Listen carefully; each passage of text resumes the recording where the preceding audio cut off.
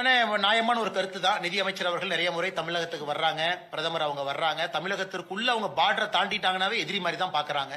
அவர்கள் ஏதோ வேற ஏதோ ஒரு பாகிஸ்தான்ல இருந்து வந்த மாதிரி தான் நடவடிக்கை இருக்கு திமுக. ஆனா இதே திமுக நானும் பாக்குறேன். நீங்க டெல்லியில எந்த அமைச்சர் ஆபீஸ்க்கு போனாலும் அங்க வெளியே ஒரு டிஎம்கே எம்பி வெளியே உட்காந்துருப்பாங்க. நல்லா இருக்கீங்களான்னு கேட்பாங்க. நல்லா இருக்கங்கண்ணா அப்படின்னு நாங்களும் சொல்லுவோம். நல்லா இருக்குங்கன்னு சொல்லுவோம்.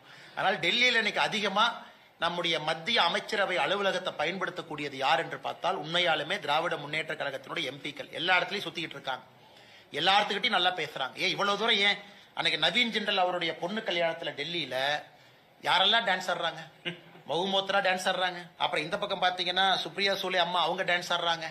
எல்லாம் வெளியே தான் எதிரி. ஆனா ஒரு பார்ட்டிக்கு போறாங்க அப்படின்னா 10 நாள் பிராக்டிஸ் வேற பண்ணாங்களாமா. அதனால டெல்லி அரசியல் வேறு, தமிழ்நாடு அரசியல் வேறு மாதிரி தான் அது மோசமா இருக்கு. இதை மக்களும் பார்க்கணும், கேள்வி கேட்கணும்.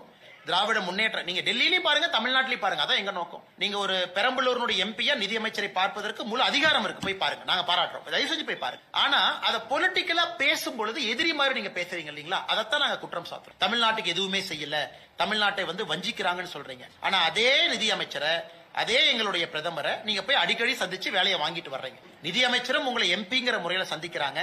இந்த போக்கு மாற வேண்டும் என்பதுதான் எங்களுடைய நிலைப்பாடு. ஆமாங்கண்ணா.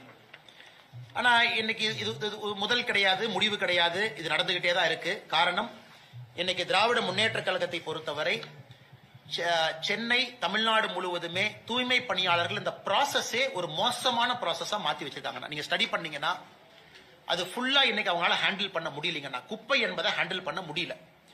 எல்லாம் பிரைவேட் கான்ட்ராக்ட் கொடுத்துட்டாங்க. பிரைவேட் கான்ட்ராக்ட்ல அவங்களுக்கு ஒரு சம்பளத்தை பிக்ஸ் பண்ணிருக்காங்க. அந்த சம்பளத்துல ஒரு பகுதியை கொடுக்கறாங்க, ஒரு பகுதியை கொடுக்கல. தேர்தல் வாக்குறுதியில பெர்மனன்ட் பண்றோம்னு சொல்லிட்டாங்க. எந்த நகராட்சி, கார்பரேஷன், பேரூராட்சி யாருகிட்டையும் நிதி கிடையாது, பணம் கிடையாது. இன்னைக்கு நீங்க நாளை காலையில தூய்மை பணியாளரை பெர்மனன்ட் பண்ணீங்கன்னா சம்பளம் கொடுப்பதற்கு அரசு கிட்ட பணம் இல்லை. ஆனா தேர்தல் வாக்குறுதி பண்ணிட்டாங்க. இந்த மெஸ்ஸ திராவிட முன்னேற்ற கழகம் தான் உருவாக்கினாங்க. அவங்க தான் உருவாக்கி இருக்கிறாங்க. இன்னைக்கு உதாரணத்துக்கு திருப்பூர் இந்த பக்கம் பாத்தீங்கன்னா நம்ம இந்த பகுதியில போராட்டம் நடந்து கொண்டிருக்கிறார்கள். பல்லடத்துக்குள்ள இடுவாய் பகுதியில. ஏன்னா திருப்பூருடைய குப்பையை கொண்டு வந்து இங்க கொட்டுறாங்க. இவங்க பிரச்சனை பண்றாங்க. திருப்பூருக்குள்ள இருக்கக்கூடிய அந்த எம்சிசி மிஷன்ஸ் 13 மிஷன் வேலை செய்யல.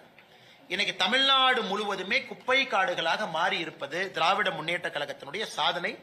குறிப்பாக தூய்மை நகரத்துல ஒரு நகரும் இந்தியாவில் கடைசி இடத்துக்கு போட்டி போட்டுக் கொண்டிருக்கின்றோம். சென்னை ஆரம்பித்து, மதுரை ஆரம்பித்து, திருச்சி ஆரம்பித்து. ஏன்னா இந்த ப்ராசஸே தவறு.